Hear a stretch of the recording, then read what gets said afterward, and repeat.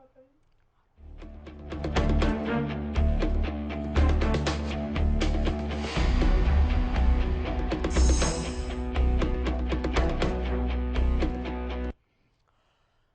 आप देख रहे हैं हरियाणा न्यूज और मैं हूं आपके साथ अमित शर्मा। वक्त है प्राइम टाइम डिबेट का।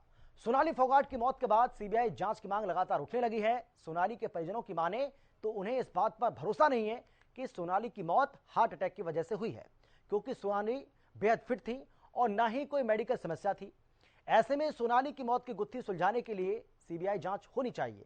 यानी कि न केवल राजनीतिक लोगों की ओर से सीबीआई जांच की मांग की जा रही है, बल्कि अब परिवार की मांग भी यह है कि इस पूरे मामले में सीबीआई जांच हर हाल में होनी ही चाहिए। इसी को लेकर आज हम चर्चा करेंगे। एक बड़ा पैनल हमारे साथ मौजूद रहने वाला है, लेकिन पहले आपको दिखाते हैं एक रिपोर्ट।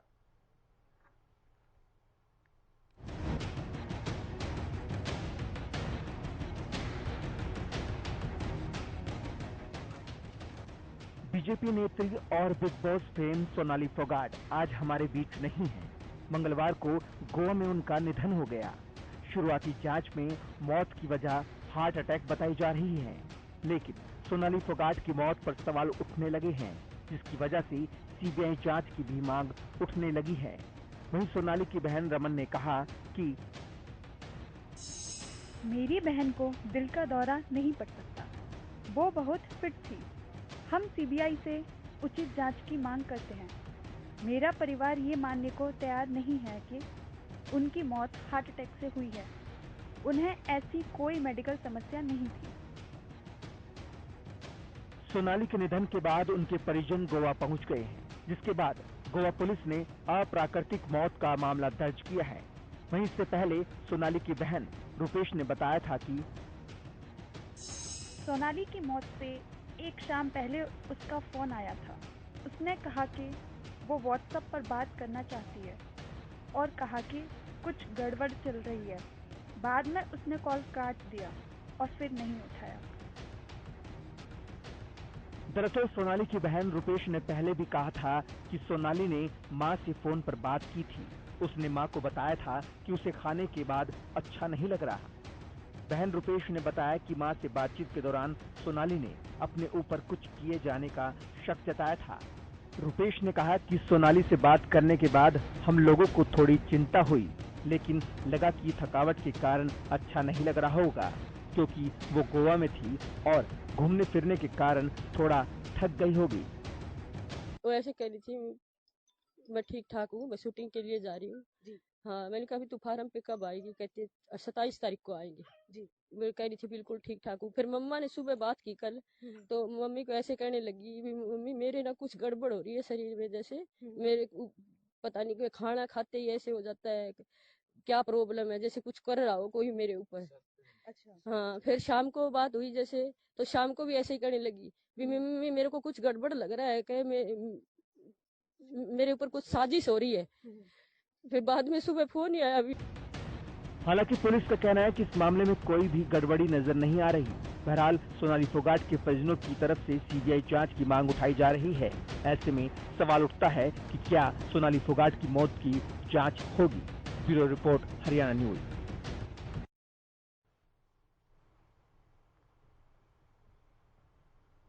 लेकिन गोवा के मुख्यमंत्री प्रमोद सावंत क्या कुछ कह रहे हैं इस पूरे मामले को लेकर, वो भी सुनवाते हैं आपको।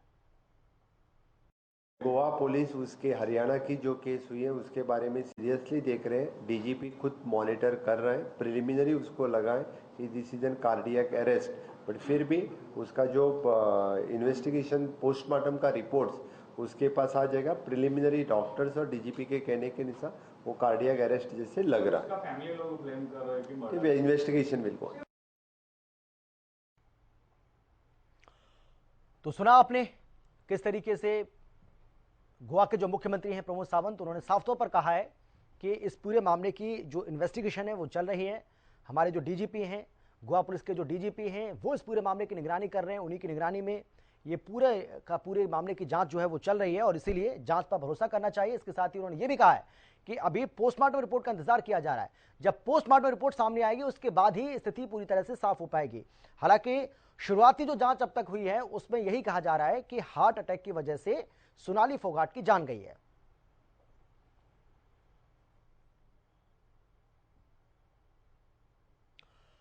तो क्या इस पूरे मामले की जांच होगी, सीबीआई जांच होगी? ये अपने आप में एक बड़ा सवाल है, इसी को लेकर हमें चर्चा करनी है। लेकिन कौन कौन खास मेहमान हमारे साथ मौजूद हैं, सबसे पहले उनसे आपका हम परिचय करा देते हैं। हमारे साथ बीजेपी की तरफ से सत्यव्रत शास्त्री जी जुड़ गए, कांग्रेस की तरफ से हमारे साथ मनीषा सांगवान जी जुड़ गई हैं, और इसके साथ ही महराज सिंह जी हमारे साथ मौजूद रहेंगे जो कि पूर्व पुलिस अधिकारी हैं, और इसके अलावा पॉलिटिकल एक्सपर्ट के तौर पर हमारे साथ सुभाष सप्राजी रहेंगे। और गोवा से हमारे संवाददाता मुकेश भी हमारे साथ इस चर्चा में जुड़ गए, वो भी हमारे साथ मौजूद रहेंगे। उनसे भी हम जानकारी लेंगे कि आज पूरा का पूरा किस तरीके का ये घटनाक्रम रहा, किस तरीके से आरोप और प्रत्यारोप का सिलसिला चला, और इसके साथ ही क्या कुछ पुलिस अब तक वहां पर कार्रवाई कर रही है, और मामले की जो जांच है वो कहां तक पहुंची है, और किस तरीके से पूरा का पूरा मामला आगे बढ़ रहा है। लेकिन सबसे पहले मैं सत्यव्रत जी आपके पास आते हुए, अभी तक तो जो राजनीतिक लोग हैं वो सीबीआई जांच की मांग कर रहे थे इसके लिए, लेकिन अब परिवार की ओर से ये मांग जोर पकड़ रही है। बार बार ये कहा जा रहा है कि उन्हें कहीं ना कहीं शक है, और उन्हें ऐसा लग रहा है कि मौत नहीं बल्कि मर्डर का मामला है, और इसीलिए इस पूरे मामले की सीबीआई जांच होनी चाहिए। देखिए अमित जी, पहले तो मैं इस दुख की घड़ी में पीड़ित परिवार के प्रति अपनी संवेदना व्यक्त करता हूं, और इस प्रकार की घटनाओं से जो उनकी अनुपस्थिति में उनकी छोटी बेटी, भाई बहन, परिजन जो अकस्मात दुख की घड़ी उनके ऊपर आई है, परमात्मा से प्रार्थना भी करूंगा कि उनको साहस और धैर्य प्रदान करे। दूसरा विषय यह है कि जांच कैसे होनी चाहिए, किस प्रकार की होनी चाहिए।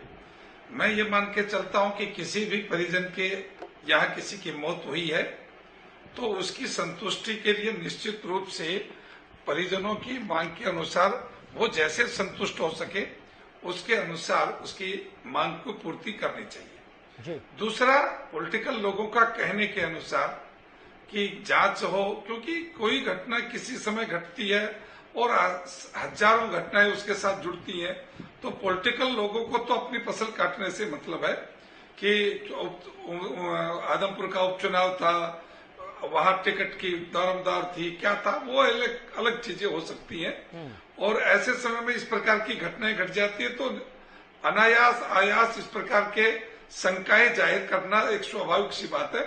लेकिन मैं मान के चलता हूं कि जिस प्रकार की बातें उनके परिजन कर रहे हैं कि उन्होंने फोन किए माता जी को भी, बहन जी को भी, तो यदि वो ज्यादा अस्वस्थ लगती थी तो उतना ही फोन हॉस्पिटल में भी हो सकता था। तो यदि उनको बहुत ज्यादा ऐसा महसूस होता तो हॉस्पिटल जा भी सकती थी, लेकिन अचानक ऐसा हो गया इसलिए वो हॉस्पिटल के मुझे लगता है कि प्रयास नहीं कर पाए। लेकिन फिर भी हम इस बारे में कोई डिसीजन नहीं ले सकते। हम तो शोक संतप्त परिवार के साथ हैं, उनकी हमारी संवेदनाएं हैं, और वो जैसे संतुष्टि चाहेंगे कि हमारे जो बहन की बेटी की मौत हुई है और उसकी जांच से हम कैसे संतुष्ट होंगे, हम उसके पक्ष में हैं कि उसी प्रकार की जांच आए। लेकिन जिस प्रकार से गोवा के मुख्यमंत्री ने कहा है कि प्राथमिक तौर पर घटना वहां हुई है, उनके डीजीपी स्तर के व्यक्ति इसके ऊपर कार्रवाई कर रहे हैं, जांच कर रहे हैं, डॉक्टर्स लगे हुए हैं, तो भारतीय जनता पार्टी के एक वरिष्ठ नेता होने के नाते हम अपने नेताओं के प्रति इस प्रकार की किसी भी घटना के साथ जो घटना घटित हुई है उसके साथ न्याय हो, ये भरसक पार्टी के लोग और हम सब मिलकर इस बात को लेकर आगे चलेंगे। निश्चित रूप से दूध का दूध और पानी का पानी परिवर्तन, जिस प्रकार सांगवान का नाम लेकर एप्लीकेशन भी दी है आज उन्होंने, तो ये व्यक्ति 3-4 साल से था और उनकी गतिविधियों के बारे में परिजनों को भी कहीं न कहीं कोई शक गुंजाइश होगा तो वो पुलिस को बताएंगे कि उनके आचार व्यवहार में यदि कहीं कोई उनको देखा होगा तो शक के दायरे में वो है, उसको रखा जाएगा। ठीक है, लेकिन मनीषा जी, कांग्रेस पार्टी ने तो कल ही मांग कर दी थी कि इस पूरे मामले की सीबीआई जांच होनी चाहिए। अब परिवार भी मांग कर रहा है, और सत्यव्रत जी तो कह रहे हैं कि परिवार जैसे भी संतुष्ट हो, जो भी परिवार कहेगा उसके हिसाब से पुलिस अपना काम कर रही है, और अगर कुछ ऐसा निकलकर सामने आता है जहां पर लगे कि हाँ इसकी सीबीआई जांच होनी चाहिए, तो सरकार तो उसके लिए भी तैयार है, हम तो उससे भी पीछे नहीं हटेंगे। देखिए, सबसे पहले तो मैं भगवान से प्रार्थना करती हूँ कि सोनाली जी की आत्मा को शांति दे जी, और इस दुख की घड़ी में उनके परिवार को हिम्मत दे, खासतौर से उनकी जो नन्ही बेटी है उनको। देखिए, इस मामले में 2 राज्य इन्वॉल्व हैं, और हमें ये नहीं भूलना चाहिए कि सोनाली जी एक बहुत ही लोकप्रिय नेत्री, देश भर, केवल हरियाणा में ही नहीं देश भर में उनके लाखों करोड़ों चाहने वाले हैं। और जिस प्रकार से उनकी मौत हुई, बहुत ही संदिग्ध हालातों में उनकी मौत हुई, और जिस प्रकार से उनके जो परिवार वालों के बयान आ रहे हैं, तो निश्चय ही एक सीबीआई की इंक्वायरी होनी चाहिए। ठीक है, ठीक है। मनीषा जी का ये कहना है कि सीबीआई इंक्वायरी होनी चाहिए। अगर परिवार को लगता है कि ये मौत नहीं बल्कि मर्डर का मामला है तो सीबीआई जांच होनी चाहिए। कांग्रेस पार्टी हालांकि पहले इस बात की मांग कर चुकी है। महराज जी, मैं आपके पास आना चाहूँगा, आप कैसे देख रहे हैं इस पूरे मामले को, और आपको लगता है कि ये पूरा का पूरा जो मामला है अब एक नया मोड़ लेता हुआ नजर आ रहा है? परिवार की ओर से जो शंका जाहिर की जा रही है, परिवार के तमाम लोगों की ओर से जो बयान सामने आ रहे हैं, उसको आप कैसे देख रहे हैं? और पुलिस अपना काम कर रही है, लेकिन परिवार का यह कहना है कि पोस्टमार्टम तब तक नहीं करने देंगे जब तक इस मामले में हत्या का मुकदमा दर्ज ना हो जाए। एज पुलिस अफसर मैं जो इसमें कमेंट कर सकता हूँ, एक तो यह कि जब भी किसी कॉग्निजेबल ऑफेंस की इतला, कॉग्निजेबल ऑफेंस की सूचना पुलिस को मिलेगी तो उस पर वो केस रजिस्टर करके, जिसे हम एफआईआर बोलते हैं, प्राथमिकी बोलते हैं, वो दर्ज करके तफ्तीश शुरू करेगी। इस मामले में जो अभी गोवा के जो चीफ मिनिस्टर कह रहे थे, वो ये कह रहे थे कि भाई हमने तफ्तीश उसके उस हिसाब से कर रहे हैं जो अभी तक की बात आई हैं हार्ट अटैक की। अब जो प्राथमिक, अगर हार्ट अटैक पे वो डिपेंड कर रहे हैं तो इसका मतलब पोस्टमार्टम की जरूरत ही नहीं रहेगी। अगर वो उसी पे डिपेंड कर रहे हैं कि भाई प्राथमिकी में ये बात आ रही है, तो फिर उसकी पोस्टमार्टम की जरूरत क्या रहेगी? तो यहां मैं उनसे डिफर करता हूं। जो हमें सबसे पहले सेटिस्फेक्शन चाहिए, जो पीड़ित परिवार है उसकी सेटिस्फेक्शन चाहिए। इनको एफआईआर दर्ज करके तफ्तीश करनी चाहिए, और एफआईआर दर्ज करने के बाद तफ्तीश के दौरान ये बातें आती हैं कि ये जो तथ्य ऐसे कोई नहीं मिलते हैं कि जिनमें कॉग्निजेंस की बात हो, तो केस को बंद किया जा सकता है। लेकिन अभी जो पीड़ित परिवार है वो डबल पीड़ा झेल रहा है। एक तो उनके घर से एक ऐसे शख्स की मौत हुई है जो मतलब जिसकी क्षतिपूर्ति नहीं हो सकती। दूसरा, वो उसमें है कि भाई उनके आदमी जाने के बाद भी एफआईआर दर्ज नहीं हो रही है, तो एफआईआर दर्ज करके तफ्तीश करनी चाहिए। ये पुलिस की बात है। अगर मान लो गोवा पुलिस नहीं कर रही है तो अननेचुरल डेथ का मामला तो दर्ज हुआ है, लेकिन हत्या का मुकदमा दर्ज मैं वो हत्या के उसमें दोनों में फर्क है थोड़ा सा। हत्या का मामला जो दर्ज हो, अब मैं इसमें एक बात है, हत्या के मामले की बात करूं, मान लो गोवा पुलिस इसे नहीं कर रही है तो सीआरपीसी में एक प्रोविजन है कि जहां उसकी इतला मिले वो उसका मुकदमा दर्ज करे, जिसे आज 0 एफआईआर का नाम दिया जा रहा है। वो सीआरपीसी में एक प्रोविजन है, जहां कॉग्निजेबल ऑफेंस की इतला हो और मान लो वो दूसरे टेरिटरी से वास्ता रखता, किसी दूसरे थाने से वास्ता रखता, तो वो जिस थाने में इतला दी गई है वो थाना उसकी हालात लिख के उस थाने में भेज सकता है जिस थाने में वो नहीं मैं एक चीज यहाँ पर थोड़ा सा समझना चाह रहा हूँ। सुन लीजिए। अच्छा बोलिए। मान लो हाँ बोलिए आप। अभी गोवा पुलिस इसमें कुछ नहीं कर रही है, एक तरह से उनकी सेटिस्फेक्शन नहीं हो रही है जो हमारे पीड़ित परिवार। क्यों नहीं कर रही है? कैसे मान ले? एक मिनट। नहीं महाराज जी, कैसे मान ले? कैसे मान ले? ऐसे थोड़ी मान ले। क्यों मान ले? जब वो पीड़ित परिवार जब ये कर, मेरी बात सुनिए आप, सुनिए बोलने दीजिए, एक मिनट बोलने दीजिए। सुनिए, अरे आप सतवंत जी एक मिनट बोलने दीजिए। आप अनावश्यक रूप से कह रहे कि मान ले। मैं जो बात कह रहा हूं सुनिए आप। सतवंत जी एक मिनट एक एक करे प्लीज। सतवंत जी, हम चाहते हैं कि एक गंभीर चर्चा हो। देखिए बहुत गंभीर मसला है ये, और गंभीर चर्चा इसलिए होनी चाहिए। मर्डर का दर्ज नहीं हुआ है, मैं उसकी बात कर रहा हूँ, लेकिन मान लेने से बात नहीं। मान नहीं, वो कह रहे हैं। सतवंत जी देखिए ये बात तो सही है, परिवार वाले आरोप लगा रहे हैं, परिवार वाले ये कह रहे हैं कि पुलिस का सहयोग नहीं मिल रहा है। खत्म करता हूं, मैं ये कहता हूं कि परिवार ये कह रहा है कि हमारी तफ्तीश नहीं हो रही, हमारा मुकदमा दर्ज नहीं किया जा रहा। मैं मामले को बीच में से निकाल रहा हूं।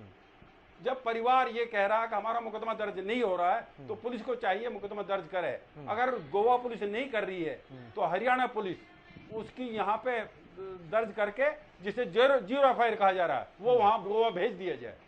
मैं ये कह रहा हूँ, मान लिया मैंने अपनी तरफ से होगा वो मैं विड्रॉ करता हूँ, मान लिया, लेकिन महाराज मैं ये कहता हूँ उनकी तफ्तीश नहीं हो रही है। लेकिन ये तो ये लेकिन मैं ये कह रहा हूँ आपसे कि यहाँ पे पुलिस को भी तो थोड़ा इंतजार करना पड़ेगा ना भाई। पुलिस के जब तक पोस्टमार्टम रिपोर्ट नहीं आती है तो पुलिस कैसे एफआईआर दर्ज कर ले, आप बताइए ना, उसके बाद ही तो स्थिति साफ हो पाएगी। मेरी बात सुनिए। हाँ, जो पोस्टमार्टम रिपोर्ट है उसका इंतजार करना, अभी इसमें पोस्टमार्टम की बात अगर हम करें तो इसका विसरा भेजा जाएगा जिसकी रिपोर्ट फौरी तौर पर नहीं मिलती है, उसमें और इंतजार करना पड़ेगा।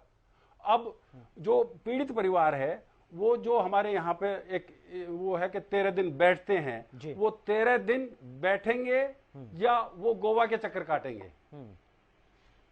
मतलब मुकदमा दर्ज करके बाकी चीजें की जाती हैं, वो इसमें भी मुकदमा दर्ज किया जाना चाहिए। जब पीड़ित परिवार ये चाह रहा है तो वो कोई टेक्निकल वो नहीं है कि उसकी हिंड्रेंस है। एफआईआर दर्ज करके पोस्टमार्टम की रिपोर्ट आती रहेगी, तफ्तीश चलती रहेगी, ठीक तो कम से कम पीड़ित परिवार को तो तसल्ली मिलेगी ना। हाँ ठीक है महाराज जी, मैं आता हूं आपके पास।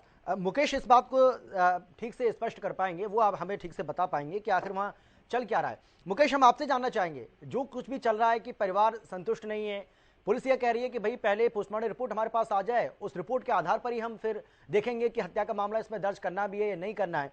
तो थोड़ा सा आप स्थिति को स्पष्ट करिए कि आखिर चल क्या रहा है वहां पर। देखिए, आज मैं पूरे दिन के घटनाक्रम के बारे में बताता हूँ जी। पहले करीब 11 बजे पोस्टमार्टम का शेड्यूल था गोवा मेडिकल कॉलेज में, जो पैनल ऑफ एक्सपर्ट्स रहेंगे फॉरेंसिक एक्सपर्ट्स, उससे शेड्यूल लिया गया था। उसमें सुबह 11 बजे का टाइम दिया गया था, लेकिन फोगाट फैमिली के जो सदस्य आने वाले थे वो उस वक्त तक नहीं पहुंचे। उसके बाद जब वो आए तो सीधे अंजुना पुलिस स्टेशन में आए, और गोवा मेडिकल कॉलेज जो है और अंजुना पुलिस स्टेशन के बीच की दूरी करीब 25-30 किलोमीटर है। तो पहले परिवार के सदस्य वहां पुलिस स्टेशन गए और वहां पे उन्होंने 4 पन्ने का जो अपनी शिकायत है, जो उन्हें शक है, इस बारे में उन्होंने अपना लिखित शिकायत पुलिस को दिया है। चूंकि मामला गंभीर है इसलिए एसपी खुद वहां पर, नॉर्थ गोवा के एसपी खुद वहां पर मौजूद थे, डीएसपी वहां मौजूद थे और पुलिस इंस्पेक्टर जो इस मामले की जांच कर रहे हैं वो मौजूद थे, और तीनों ने परिवार वालों से अच्छी खासी देर बात की है। और इसमें यही बताया गया कि अभी तक पुलिस के पास क्या है, कल जिस अस्पताल में, अंजुना के जिस अस्पताल में ले जाया गया, वहां पर डॉक्टर ने ये घोषित किया कि उनकी मौत अस्पताल आने से पहले हो गई। तो उस जो प्रथम दृष्टया उन डॉक्टर्स का ओपिनियन था, जिसको आज मुख्यमंत्री ने भी बताया कि प्रथम दृष्टया वो लगा कि यह हार्ट अटैक का मामला हो सकता है। चूंकि अंजुना के उस अस्पताल में पोस्टमार्टम की सुविधा नहीं है, गोवा में सिर्फ उत्तर गोवा के गोवा मेडिकल कॉलेज और दक्षिण गोवा के हॉस्पिसियो अस्पताल में ही पोस्टमार्टम होती है आधिकारिक तौर पर, इसलिए सबको गोवा मेडिकल कॉलेज लाया गया जी। तो परिवार वालों को ये बताया गया कि किसी भी मामले में, हत्या के मामले में फॉरेंसिक एविडेंस का बहुत बड़ा रोल होता है, उसी के ऊपर पूरा केस टिका होता है, इसलिए पोस्टमार्टम आ जाने दीजिए। अगर किसी भी तरीके से इसमें शक शंका जाहिर होती है और एक डॉक्टर पोस्टमार्टम नहीं करेंगे, पूरा पैनल है, हर तरीके के एक्सपर्ट रहेंगे।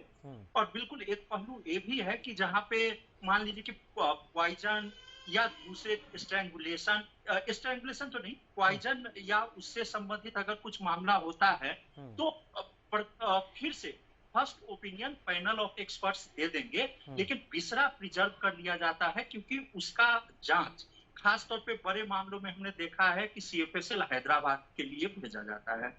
तो परिवार के सदस्य इस बात को लेकर के राजी नहीं हो रहे थे। उनका ये कहना था कि पहले हत्या का मामला दर्ज हो जाना चाहिए और उसके बाद ही, चूंकि परिवार की मंजूरी जरूरी होती है पोस्टमार्टम के लिए, तभी वो लोग इस बात को मंजूरी देंगे कि इसमें पोस्टमार्टम हो। लेकिन ये मामला सुलझ नहीं पाया। मतलब पुलिस का कहना था कि देखिए, अगर हम ये हत्या का मामला दर्ज भी करने तो एक एफआईआर तो हो चुका है, लेकिन उसमें क्या होगा कि जैसे ही पोस्टमार्टम रिपोर्ट आ जाएगी 302 आईपीसी की जो धारा है उसमें लगा दिया जाएगा और आगे की कार्रवाई की जाएगी। और अगर एक 11 बजे छोड़ दीजिए, 1 बजे का जो दूसरा सेकेंड शेड्यूल था, अगर उस वक्त भी पोस्टमार्टम हो पाता तो शाम के 5-6 बजे तक हमें उम्मीद थी कि पोस्टमार्टम रिपोर्ट आ जाता। और आज की तारीख में अगर कोई भी शक पैनल जो एक्सपर्ट के पैनल थे उनकी तरफ से जाहिर किया जाता जो ये इंडिकेट करता कि हत्या का मामला हो सकता है, तो अब तक हत्या का FIR दर्ज हो जाता, पुलिस इस मामले में इन्वेस्टिगेट कर रही होती। लेकिन ये जो है इसको कह लीजिए कि विचारों का मतभेद पुलिस और परिवार वालों के बीच रहा, इस वजह से आज पोस्टमार्टम नहीं हो पाया। पुलिस अधिकारियों से मेरी बात की, उनका यही कहना था कि उन्हें कोई इसमें आपत्ति नहीं है कि हत्या का मुकदमा दर्ज हो, लेकिन जिस तरीके से रिंकू फोगाट थे, सोनाली फोगाट जी के भाई, उन्होंने ये किया, उसमें 2 लोगों का खास तौर पे नाम डाला गया है उस शिकायत में। तो अगली मांग क्या होगी कि हत्या का मुकदमा दर्ज हुआ है तो जो 2 लोगों को आरोपित किया गया है उन्हें गिरफ्तार किया जाए। गिरफ्तार करने के 24 घंटे के भीतर पुलिस को अदालत में प्रोड्यूस करना होता है और अदालत पूछती है कि ये जो अपराधी गिरफ्तार किया गया है, आरोपी गिरफ्तार किया गया है, उसके खिलाफ सबूत क्या है। तो हत्या के मामले में एक फॉरेंसिक एविडेंस जो होता है सबसे महत्वपूर्ण माना जाता है, इसलिए पुलिस चाहती थी कि उनके पास सब पहले आ जाए या स्पष्ट हो जाए कि मौत का कारण क्या है, उसके बारे में जो हत्या के तहकीकात के तौर पे इस मामले को आगे लिया जाएगा। लेकिन गतिरोध जारी है। लेकिन मैं बता दूं, जैसा आपने सुना कि मुख्यमंत्री प्रमोद सावंत ने कह दिया है कि बीजेपी स्तर पर भी इस मामले को मॉनिटर किया जा रहा है और खुद director general of Goa police जो है इस मामले को मॉनिटर कर रहे हैं। जैसा मैंने बताया कि एसपी खुद पुलिस स्टेशन में 2-3 घंटे तक मौजूद थे, परिवार वालों से बात कर रहे थे। इसमें गंभीरता को लेकर के मुझे कोई शक नहीं है। 10 सालों से मैं यहाँ क्राइम रिपोर्टर हूँ, लीगल रिपोर्टर हूँ।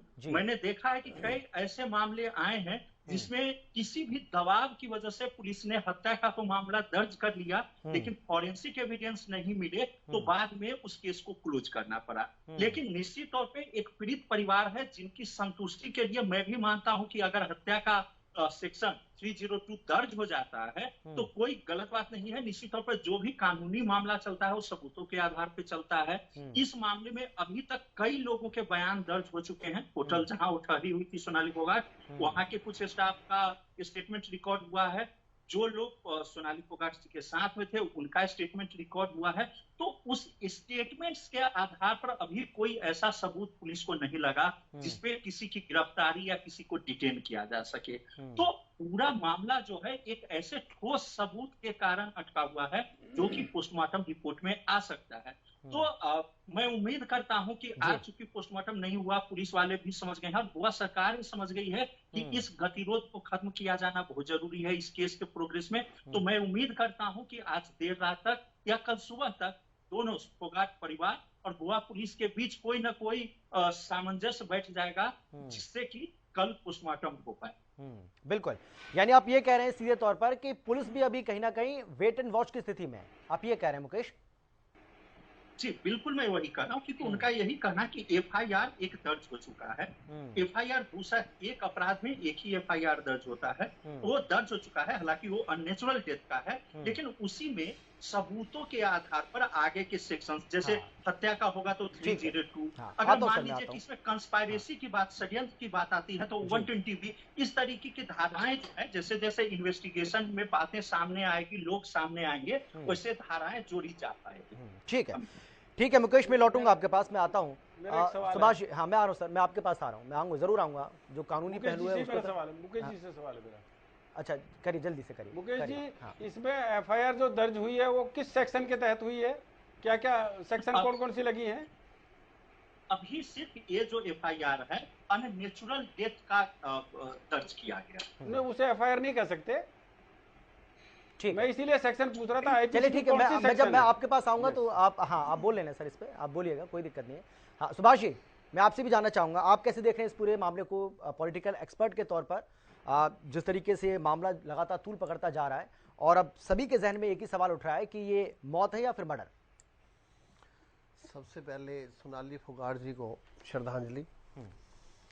एक अच्छी नेत्री, अभिनेत्री, मिलनसार और प्रतिभाशाली थी और इस 41 ईयर्स में इस तरह से डेथ होना, निधन होना उनका बहुत ही अफसोस है इसका। और परमात्मा से यही प्रार्थना है कि उनके जो परिजन हैं, उनकी बेटी है, सास है, बहनें हैं, भाई है, उनको हिम्मत दे। अब ये जो डेथ हुई है, देखो अब आज कुछ स्पष्ट सा होता नज़र आ रहा है। जब उनके बहनों के बयान आ रहे हैं, उनकी माँ का बयान आ रहा है, उनकी बेटी का बयान आ रहा है, चलो जो पॉलिटिकल जो पार्टीज़ हैं वो जो बयान देती हैं जी सीबीआई की जांच हो या कल से चल रही है, दैट इज़ पॉलिटिकल, उससे हम कुछ नहीं कह सकते क्योंकि उनका काम यही है। पक्ष विपक्ष उनको अपना मौका मिल जाता है, सत्ता पक्ष बचाएगा और अपोजिशन वालों को एक अच्छा सुअवसर मिल जाएगा उसमें। अब देखो जिस तरह से उसने जो फ़ोन किया है परसों, पहले माँ को फ़ोन करना, भाई खाने में कुछ है, मुझे कुछ हो रहा है खाने में, हो जैसे ऐसा लगता है उसमें धीरे धीरे बिल्कुल उसमें जहर दिया जा रहा हो।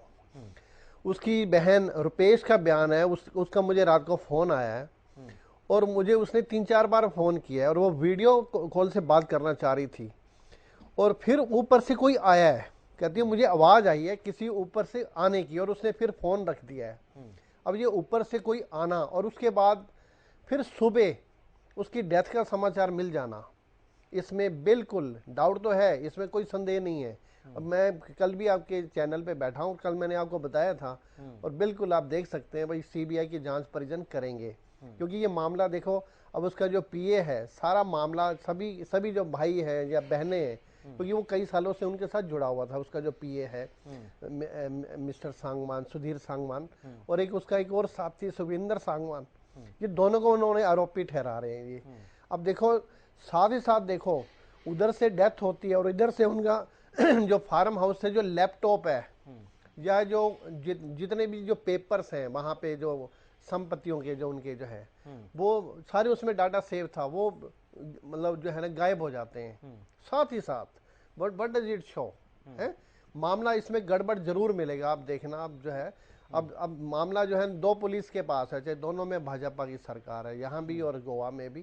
तो यहाँ पे तो सीएम साहब ने भी, मनोहर लाल खट्टर जी ने भी बात की है वहाँ पे और धनखड़ साहब ने भी बात की है भाई, और बिल्कुल आज उनका बयान अभी भी वो दिल्ली में बैठ के बयान दे रहे थे भाई जो है ना हम तो परिवार के साथ हैं। हाँ जी, वो देखो पॉलिटिकल पार्टीज देती हैं और होना भी चाहिए, और परिवार का बहुत बड़ा नुकसान हुआ है, इसमें कोई दो राय नहीं है। उसके जो फैन है, लाखों की फॉलोइंग थी, हाँ जी, एक बड़ी स्टार थी एकदम। मैं भी जब उसका एक ऐसे न्यूज़ ऊपर से देखा और कल एकदम हैरान हुआ और मैंने जल्दी देखना चाहा व्हाट इज हैपेंड है, फिर मुझे पता चला ये क्या हुआ है। तो ये बिल्कुल इस मामले में गड़बड़ है। अब इसमें दो स्टेट्स का मामला है और इसमें 2 स्टेट्स का जब मामला हो जाता है, चाहे सेम सरकार है, ये नहीं हम किसी भी सरकार पे वो जो है ना आरोप लगा रहे हैं, जबकि उसके जो परिजन है जो वहाँ पे जो बैठे थे उनका मैं बयान सुन रहा था, वो कह रहे हैं जी पुलिस वहाँ की सहयोग नहीं कर रही। अभी उन्होंने औपचारिक वहाँ पे जो है ना शिकायत दर्ज की है। अब अभी हमारा मुकेश जी सारे डिटेल से बता रहे थे व्हाट विल हैपन, और अभी महाराज जी भी बता रहे थे इसकी जो सारी की सारी जो प्रोसेस है, पोस्टमार्टम होता है और फिर वो बिसरे रिपोर्ट का इंतजार होगा and that will take many days है। अब ये तो वही बात है, जब तक अब ये भी बात है, अब फैसला वही कल होगा उम्मीद है वहाँ पे, चाहे उसके परिजन या पुलिस, क्योंकि वहाँ पुलिस भी ये चाह रही है भाई जो है जब तक कोई एक एविडेंस नजर नहीं आता तो कैसे अरेस्ट किया जाए। बट महाराज जी बिल्कुल बता रहे हैं भाई इस तरह से एफआईआर तो ठीक है सर, एफआईआर दर्ज हो सकती है, मामला हत्या का बन सकता है, ठीक है, बाद में क्वैश हो जाएगा, इट डज नॉट मैटर। ठीक है। लेकिन सतव्रत जी, क्या ये सामंजस्य जो बिठाने की बात है या आपसी तालमेल, क्या इसकी थोड़ी सी कमी पा रहे हैं, क्या चक्कर है, ये जो मामला सुलझ नहीं पा रहा है, या अब हम देख पा रहे हैं कि अब तक पोस्टमार्टम तक नहीं हो पाया है, तो इसकी वजह क्या मानी जाए? देखिए अमित जी, जिसके परिवार से एक ऐसा व्यक्ति जिसकी बहुत बड़ी प्रतिष्ठा थी, वो अचानक ऐसे चले जाने से किसी के दिल को विश्वास नहीं होता, कोई सहज से उस बात को स्वीकार नहीं कर पाता कि ये जैसा हो रहा है या हो गया उसको हम मान लें। उसके लिए उसको थोड़ा समय भी चाहिए, उसको कुछ एविडेंस भी चाहिए, क्योंकि वो सबके बीच नहीं थी, वो सबसे दूर थी, हजारों किलोमीटर दूर थी, उनका परिचित भी कोई नहीं था, आसपास कोई जा भी नहीं सकता था। ऐसे में ऐसी मौत हो जाने को सहज स्वीकार कर लेना ये सबकी बात नहीं है और होता भी नहीं है। होता भी कैसे कि जो अननेचुरल चीज हो जाए, कि जो सोचा ही नहीं वो हो जाए। तो इसके लिए परिजनों का इस प्रकार का व्यवहार करना न्याय उचित है, उसमें कोई उनकी गलती नहीं है। और अभी हमारे पास मुकेश जी और महाराज जी दोनों इस बात से सहमत है कि प्रक्रिया दोनों भी चल सकती है। FIR पहले दर्ज करके जांच की जा सकती है, जांच प्राथमिक पहले हो गई, अब कोई विस्तार रिपोर्ट आएगी तो धारा उस पर लग सकती है। लेकिन ये संतुष्टि पुलिस की और प्रशासन की नहीं, ये संतुष्टि जब उसका परिजन लोग करेंगे तो मुझे लगता है कि पुलिस ने भी इसलिए समय दिया कि थोड़ा समय के साथ आदमी सोचता है, धैर्य रखता है, तो वो जैसा भी चाहेंगे कि कल चाहेंगे कि पहले FIR दर्ज हो और उसमें धारा जुड़े। लेकिन जो टेक्निकल चीजें हैं, यानी पुलिस को भी अपनी FIR को आगे तक स्पष्ट करना है, कोर्ट में उसको सिद्ध भी करना है। वो यदि उसकी प्रारंभिक रूप से ही कोई कमजोरियां आ जाएंगी तो उनकी भी अपनी कमजोरी ना हो, ये भी चाहते हैं। तो जिस प्रकार के भी मैं समझता हूं कि चाहे परिजन की बात हो चाहे पुलिस प्रशासन के द्वारा अपनी FIR को कोर्टों तक प्रूव करने की बात हो, वो प्रक्रिया सारी हो, सामंजस्य हो। और मैं निश्चित मान के चलता हूं कि जैसा सुभाष जी ने कहा कि इसमें गड़बड़ जरूर है, गड़बड़ जरूर हो सकती है, क्योंकि इस प्रकार के जब एक ऐसा व्यक्ति जो परिजनों से दूर का हो, और मुझे ऐसा कुछ आभास भी हुआ कि उनके रहते परिजन बहुत सहज भी उनके साथ महसूस नहीं करते थे। तो ऐसे समय के अंदर जब कोई ऐसी घटना हो जाती है तो उनके प्रति ही शक जाहिर किया जाता है और उनको ही जिम्मेवार माना जाता है। और उस जिम्मेवारी को मानने के लिए सरकार ने और प्रशासन ने प्राथमिक तौर पर उनको अरेस्ट किया हुआ है कि वो कहीं से जा ना सके और किसी प्रकार के भी सबूतों से छेड़खानी ना कर सके। इसके लिए उनको अरेस्ट है, उनको अंडर लॉक किया हुआ है इनको। तो मुझे लगता है कि ये थोड़ा सा समय की बात है। समय के साथ जब हम आगे बढ़ेंगे कल तक, तो भारतीय जनता पार्टी का तो एक नेता हमारे से छुटा है, एक मजबूत नेता छुटा है, और ऐसे समय में छुटा जब वहां का एक चुनाव होना है तो हम उस बात को सहज से नहीं मान सकते। लेकिन हम चाहते हैं कि जल्दी से जल्दी और दूध का दूध और पानी का पानी हो, जिससे परिवार के साथ, पार्टी के साथ और उनके जितने भी फॉलोअर्स हैं उनके साथ एक संतुष्टि का व्यवहार हो। तो ये ऐसा होगा, ये मैं विश्वास के साथ कह सकता हूँ। ठीक है। देखिए मनीषा जी, देखिए बीजेपी की ही नेता हैं। गोवा में जहां पर ये दुखद घटना घटी है, जहां पर ये हादसा हुआ, वहां भी बीजेपी की सरकार है। यहाँ की बात करें तो यहाँ भी बीजेपी की सरकार है और बीजेपी की नेता गई हैं। तो जितनी चिंता आप लोगों को है उतनी चिंता उनको भी है। सत्यव्रत जी तो बार बार कह रहे हैं कि जितनी चिंता कांग्रेस पार्टी को है उतनी चिंता हमें भी है। लेकिन आपको ऐसा क्यों लग रहा है कि ये मामला जो है वो संदेहास्पद है? आपको ऐसा क्यों लगता है? ये अजीब बात नहीं है कि अभी तक उनका पोस्टमार्टम नहीं हुआ। अब तो उनके परिजन भी गोवा में ही हैं। तो अभी तक तो पोस्टमार्टम हो जाना चाहिए था और उसकी रिपोर्ट को सार्वजनिक कर देना चाहिए था। जब तक इस मामले में निष्पक्ष जांच नहीं होगी तब तक इसी तरह के आरोप प्रत्यारोप लगते रहेंगे। और हमें ये याद रखना चाहिए कि मौत से कुछ घंटे पहले उन्होंने खुद फोन करके अपने परिजनों को कहा कि मैं ठीक महसूस नहीं कर रही, मुझे लगता है कुछ गड़बड़ है। तो जरूर ही ये कोई बहुत बड़ी साजिश रही होगी इसके पीछे। और हमें बहुत ही संवेदनशील तरीके से मीडिया को भी और पुलिस को भी और सभी पार्टियों को संवेदनशील तरीके से केस को हैंडल करना चाहिए और जल्द से जल्द इस मामले में एक CBI इंक्वायरी होनी चाहिए। वरना जिस प्रकार से सुशांत सिंह के केस में जिस प्रकार से एक सर्कस सा बन गया था, इस मामले में भी वैसे ही होने वाला है। और यहाँ पे तो एक छोटी 16 साल की बच्ची भी हुआ, हमें उसकी सीरीज को कंसिडर करना चाहिए।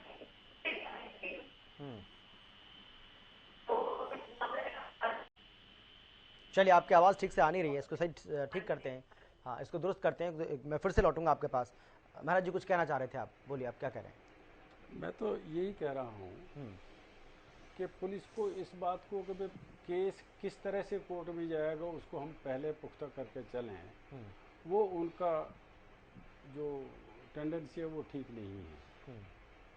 उन्हें मुकदमा दर्ज करके, मुकदमे का फेट कुछ भी हो, आज हमें ये देखना है कि पीड़ित परिवार जो जायज मांग कर रही है, क्योंकि एफआईआर कॉग्निजेबल ऑफेंस जो है वो अगर किसी को ये शक है कि इसमें नहीं, लेकिन मुकेश ने एक बहुत अच्छी बात कही, आपने भी सुना होगा कि बहुत सारे ऐसे केसेस सामने आए जहां पर परिजनों के दबाव में आकर पुलिस ने हत्या का मुकदमा दर्ज कर लिया, लेकिन बाद में वो टिक नहीं पाया, वो केस वापस लेना पड़ा, उस केस को बंद करना पड़ा। तो ऐसे मामले भी सामने आए। मैं एक बात बताता हूँ। हाँ, केस के 3 फेट होते हैं। एक तो वो चालान होकर अदालत में जाए, जिसकी ये कह रहे हैं कि एविडेंस होनी चाहिए। एक वो होता है जिसमें एविडेंस मिले ही नहीं, और एक वो हो कि वो झूठा हो। तो केस जब दर्ज होता है एफआईआर, उसके सीआरपीसी में भी पहले से ही, ये इस केस के लिए नहीं है, सीआरपीसी में उसके 3 फेट हैं उस केस के।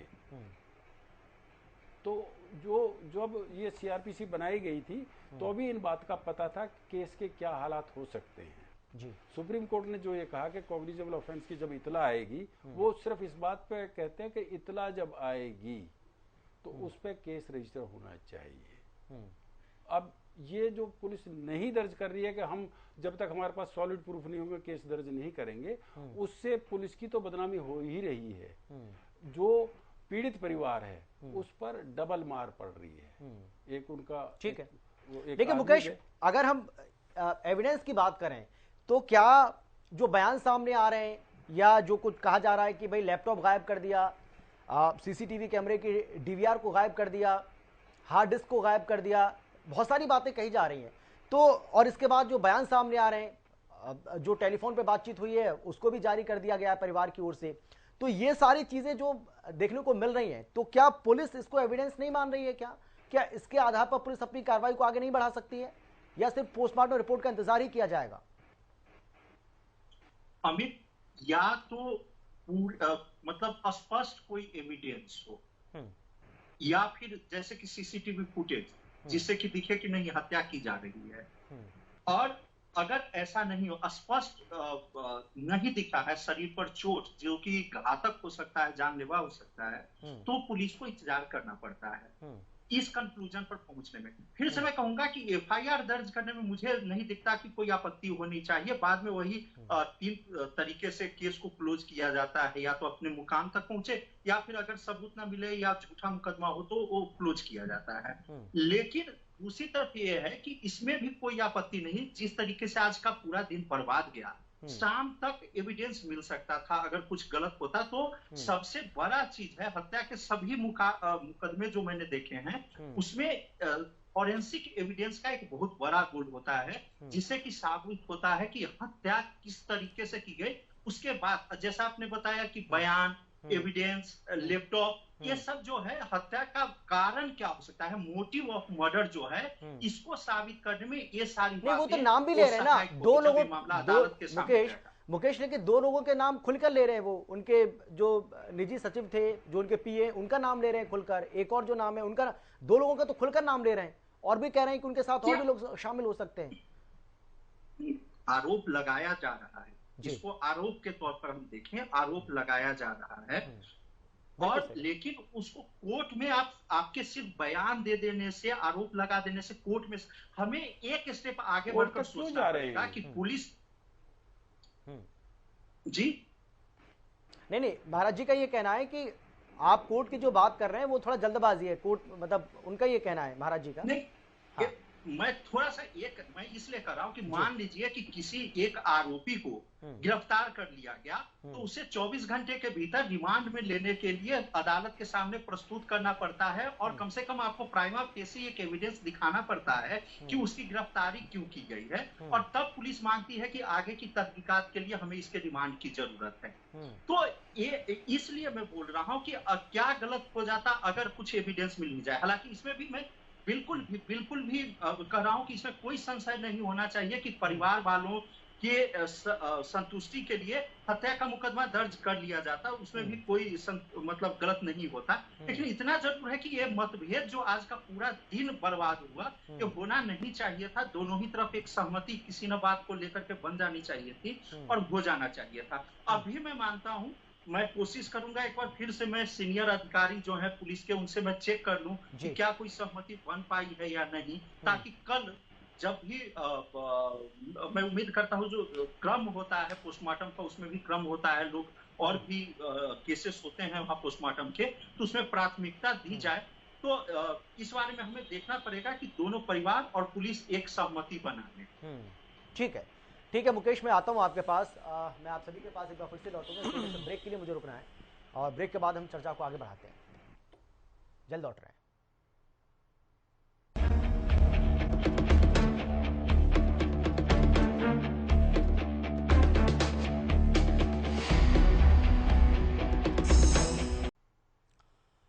ब्रेक के बाद आपका स्वागत है। चर्चा को आगे बढ़ाते हैं क्योंकि समय ज्यादा बचा नहीं है। सत्यव्रत जी, मैं अब आपके पास आना चाहूंगा। मैं ये जानना चाह रहा हूं आपसे कि ये जो समय जो लग रहा है, ये जो समय इसमें लग रहा है, समय जो आज भी जिस तरीके से मुकेश बार बार इस बात का जिक्र कर रहे हैं कि आज पूरा दिन खराब हो गया, और आज अगर दोनों के बीच में कोऑर्डिनेशन बनता, अगर आपसी सहमति बन जाती गोवा पुलिस और परिजनों के बीच में, तो हो सकता है कि पोस्टमार्टम हो जाता। तो आपको लगता है कि यहाँ पर एक थोड़ा सा इसमें जो डिले हो रही है, इस पर आप ध्यान देने की जरूरत है, इसमें थोड़ा सा हस्तक्षेप आपको भी करना पड़ेगा, आपकी सरकार को मतलब, या हरियाणा पुलिस को? बिल्कुल बिल्कुल, निश्चित रूप से, क्योंकि जो व्यक्ति मृत हो जाता है उसको जल्दी अंतिम क्रिया के लिए हमारी यहाँ व्यवस्था रहती है, और जितनी जल्दी उसकी अंतिम संस्कार किया जाता है उसके आगे के कर्मों के बारे में भी ऐसा बोलते कहते सुनते आए।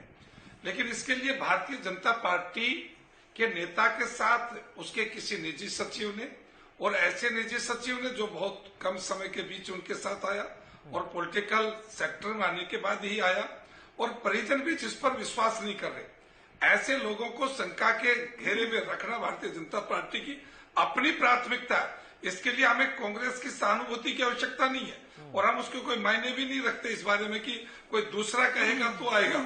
इस सारे के बीच में यदि कोई बात है तो भारतीय जनता पार्टी के एक नेता की यदि संदिग्ध परिस्थितियों में मौत हुई है तो हम उसको बहुत गंभीरता से ले रहे हैं, और यदि किसी प्रकार के ऐसे हत्या के बाद भी, जैसा कि परिजन एप्लीकेशन भी दी है और उनको शंकाएं भी है कि उसके साथ पूर्व में कुछ गड़बड़ हुआ, उसकी संपत्ति के साथ कुछ गड़बड़ हुआ, उसकी कुछ कागजों के साथ गड़बड़ हुआ, तो भी वो हत्या का जांच ना होकर बाकी जांच भी उसके अंदर व्यवहारिक होंगी, तो भी हम आगे बलकत करेंगे।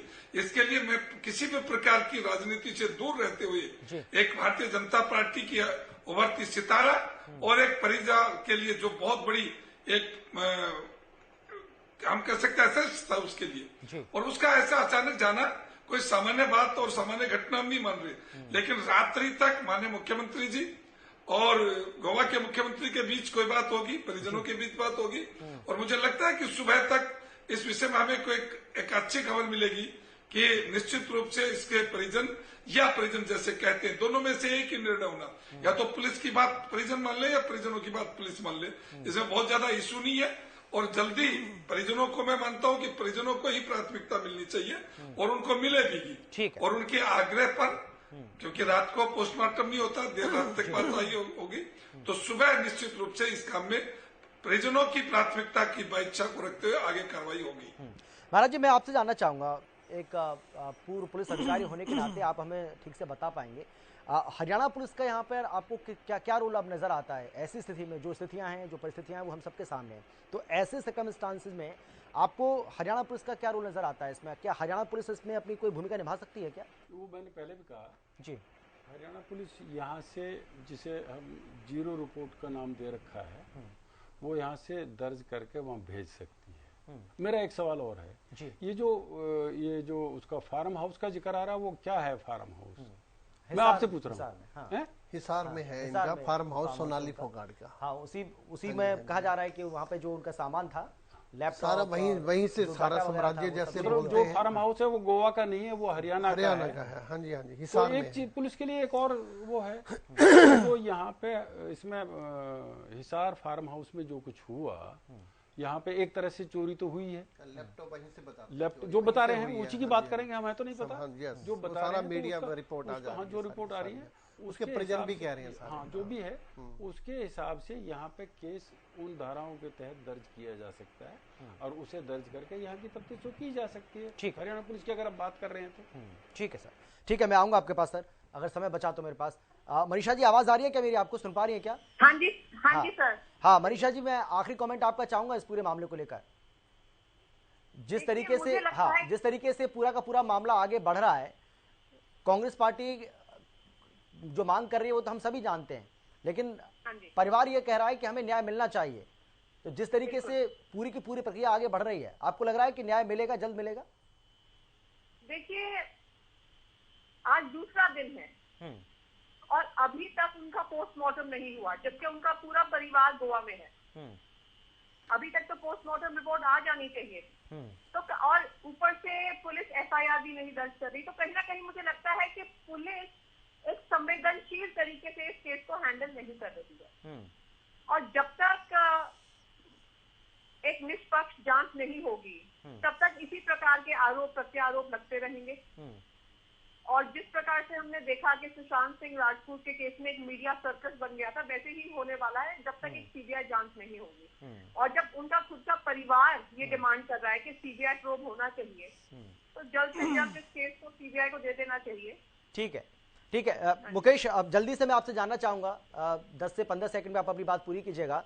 क्या उम्मीद करें, कल सहमति बनेगी, आपसी सहमति, और उम्मीद करें कि कल पोस्टमार्टम तो हो ही जाएगा कम से कम? जी बिल्कुल, मैं भी ऐसा मान रहा हूं कि पुलिस वाले कोई ना कोई रास्ता जरूर निकालेंगे। दोनों ही के हाथ में है, परिजनों के हाथ में भी है और पुलिस के हाथ में भी, कि बीच का रास्ता निकाला जाए और इस बात का इंश्योर किया जाए कि कल जो है वो हो सके तो जितनी जल्दी हो सके इस पे पोस्टमार्टम कर लिया जाए, ताकि ठीक है शाम तक सुभाष जी, रिपोर्ट। ठीक है, जल्दी से आखिरी कमेंट सुभाष जी आप। बिल्कुल मुकेश जी ठीक कह रहे हैं। एक्चुअली आज कुछ भी नहीं हुआ। ये जो प्रश्न दृष्टि, कल वहाँ के जो डीजीपी हैं उनका यही बयान था, कल वही बयान था, भाई ये जो है ना, ये दिल का दौरा पड़ने से ऐसा लगता है डेथ हुई है। और वही आज जो बयान है वो सीएम साहब ने दिया है, बिल्कुल सेम। वहाँ के जो प्रमोद सावंत जी हैं, भाई डॉक्टर्स और डीजीपी साहब के कहने के अनुसार, उनकी राय के अनुसार, जो मतलब ये उनकी जो डेथ हुई है वो दिल का दौरा पड़ने से हुई है। तो आज कुछ नहीं हुआ बिल्कुल ही। तो ये ठीक, आज टाइम मतलब they have wasted their 1 day 2 day, जो बहुत ही क्रूशियल डे था। सतपाल जी, आखिरी कमेंट आपका, 10 सेकंड में मैं आपसे जानना चाहूंगा, जो सोनाली फोगाट की जो बेटी है यशोधरा, उनको आपने सुना होगा, उनकी पीड़ा, छोटी सी मासूम बच्ची जिसका ना बाप इस दुनिया में है और ना माँ इस दुनिया में है, उनकी गुहार आपने सुनी होगी सर। उम्मीद करें कि न्याय मिलेगा जल्द। देखिए अमित जी, मैं बहुत समय पहले से ही इस बात के लिए चिंतित था। जी, पिता का साया पहले चला गया, माँ का साया अब चला गया। वो जीवन कैसे जिए, पीड़ा को संवेदनशील व्यक्ति विचार कर सकता है, लेकिन उसके लिए भारतीय जनता पार्टी की अपनी पार्टी लेवल पर, सरकार के लेवल पर और सामाजिक कार्यकर्ताओं के नाते हम उनके साथ हैं।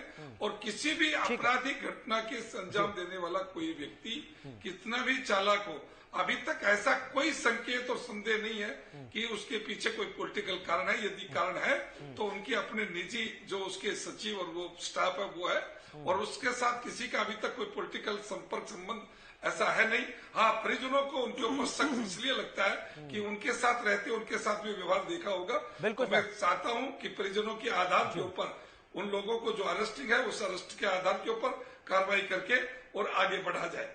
और यदि बीच में कुछ समय बिल्कुल नहीं बचा है। सतपाल जी आपका, मनीषा जी आपका, सुभाष जी आपका, मुकेश आपका, और इसके साथ ही महाराज जी आपका भी शुक्रिया इस चर्चा में शामिल होने के लिए, अपनी बात रखने के लिए। लेकिन बड़ा सवाल यही है कि क्या इस पूरे मामले की सीबीआई जांच होगी, जो परिवार की मांग से भी, परिवार भी अब लगातार ये मांग कर रहा है कि मामले की सीबीआई जांच होनी चाहिए, क्योंकि परिवार की ओर से बहुत सारी बातें कही जा रही हैं, कई गंभीर आरोप भी लगाए जा रहे हैं और कई लोगों के नाम भी लिए जा रहे हैं।